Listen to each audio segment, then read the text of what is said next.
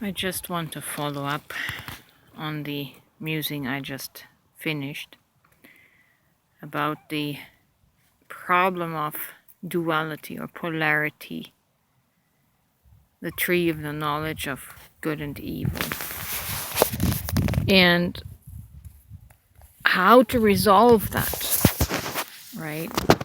And this insight just came to me about the story about Jesus dying so that we could be saved. There is another angle to it that Christianity did not understand, and maybe I can bring some understanding to it in the context of my previous musing. I invite you to listen to that one before you listen to this one so you can get the context.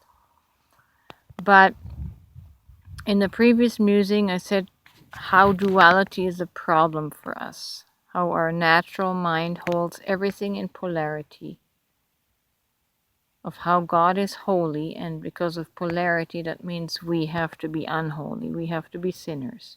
We can't be good. We can't both be good.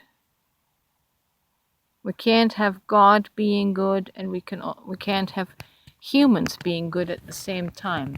Polarity prevents that. The tree of the knowledge of good and evil, or polarity, prevents it, and keeps us in perpetual death. So in order to end the polarity, the holy God had to die. God, the God that we hold in polarity, separate from ourselves, had to die. And in that sense, I can see the story of Jesus, the metaphor of Jesus, the esoteric meaning of Jesus dying. That was God choosing to die, to kill the polarity, to establish sameness, to kill this idea that God is holy and we are unholy.